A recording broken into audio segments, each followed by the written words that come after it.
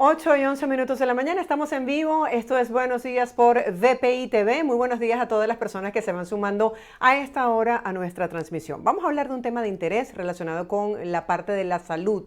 Hoy vamos a hablar acerca de la importancia del día de ayer, porque cada 29 de octubre se conmemora a nivel mundial el Día del Accidente Cerebrovascular. Y es una oportunidad bien importante para hablar acerca de cómo podemos prevenir la enfermedad, cuáles son los síntomas y sobre todo qué hacer si sentimos que se están manifestando esos síntomas, porque eso puede marcar la diferencia. Dejemos que sea el neurólogo Adler Puerta Antúnez, que nos acompaña el día de hoy, quien nos dé todas las instrucciones sobre este tema.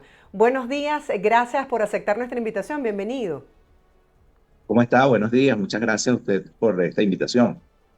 Sí, quisiera que comenzáramos por el principio. ¿Qué es un accidente cerebrovascular?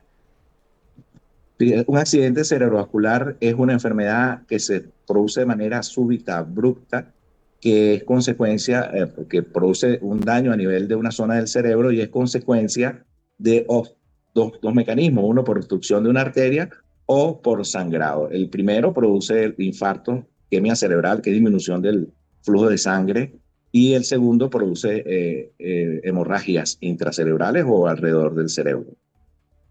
Esos síntomas y quiero saber si la persona que vive esos síntomas puede hacer algo antes de que se produzca el accidente cerebrovascular. Fíjese, claro, hay muchas cosas que hacer. Es una enfermedad totalmente prevenible. Entonces, primero, controlar factores de riesgos es importante. Y bueno, por supuesto, hay un tema de pacientes que hasta le anuncian, porque hay un 20-25% de los pacientes que hacen síntomas que se resuelven espontáneamente y eso debe ser acudir inmediatamente a un centro hospitalario. Hablemos un poco acerca de esos síntomas y si de alguna manera el identificarlos en el momento en que se están experimentando nos puede ayudar a cambiar, digamos, el diagnóstico de esta enfermedad.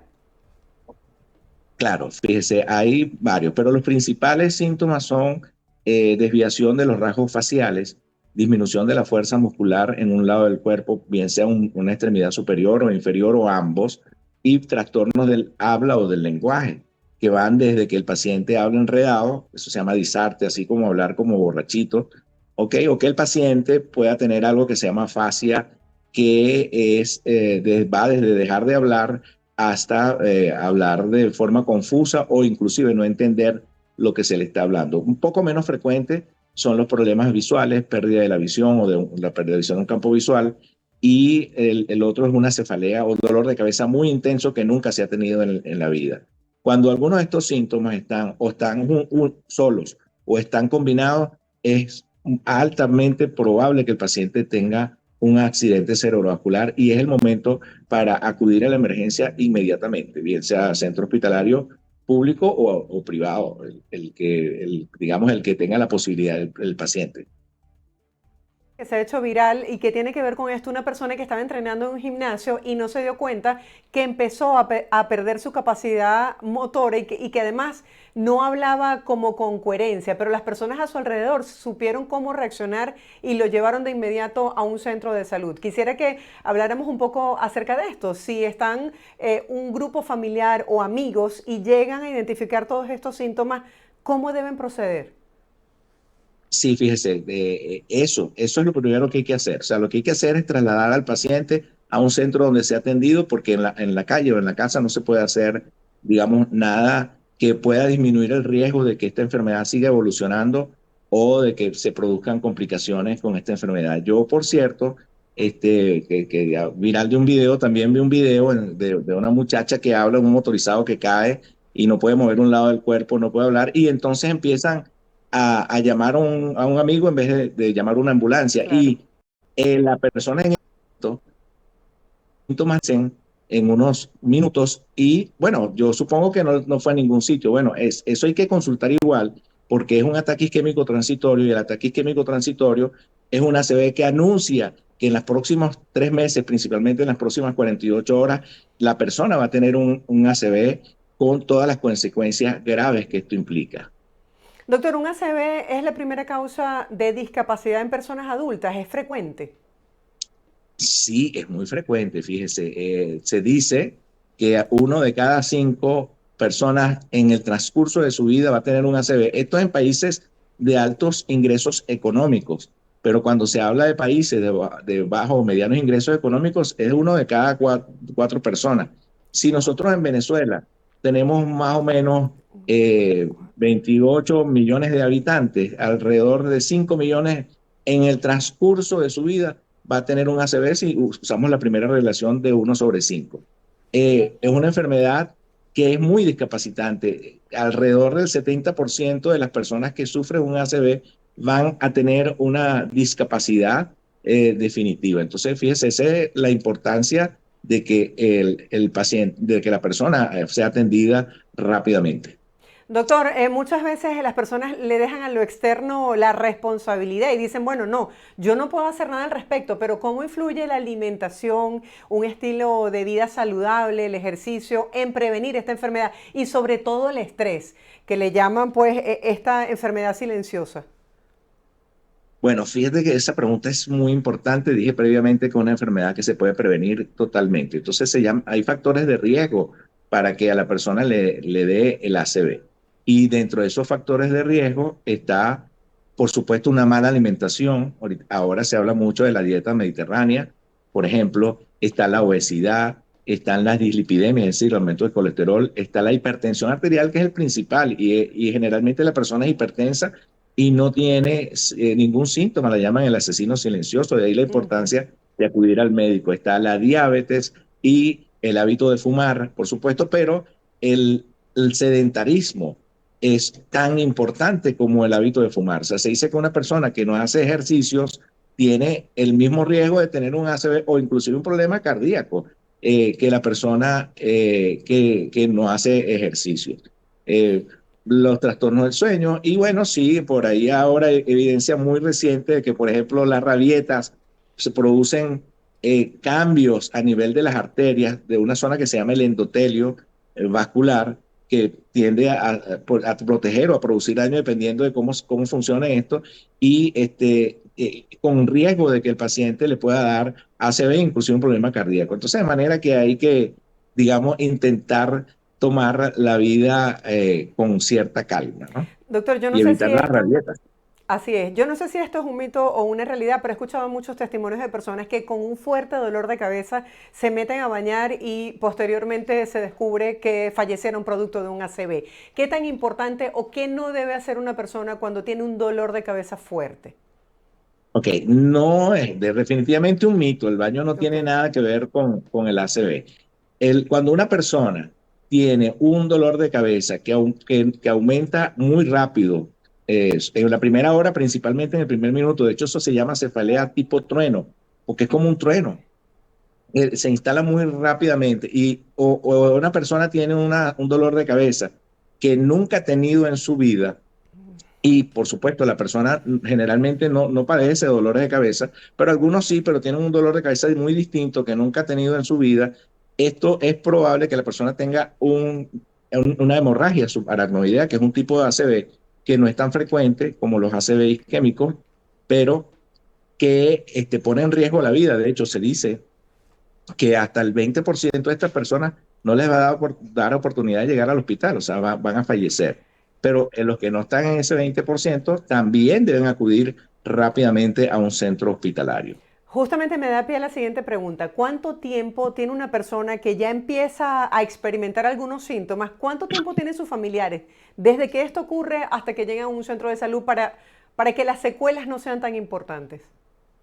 Bueno, lo más pronto, porque ya después que las arterias se obstruyen, en el ACV más frecuente, que es el isquémico, cada minuto que pasa alrededor de de 2 millones de neuronas comienzan a morir. Y la persona, cada hora que pasa, eh, va a envejecer, o sea, va a tener una destrucción del tejido cerebral que lo hace envejecer hasta 3,6 años.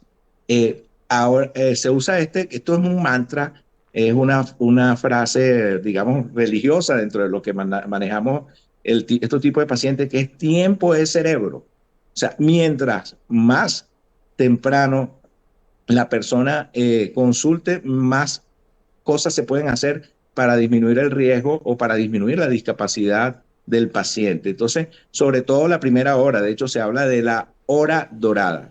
Tanto es así que ya en algunas partes del mundo hay ambulancias especializadas de ACV donde van a buscar al paciente y dentro de la ambulancia hay para hacer estudios de imágenes, para hacer el diagnóstico como tomografía y comunicación de médicos a través de un sistema que se llama telemedicina, y los pacientes son atendidos en ese lugar, en el mismo sitio.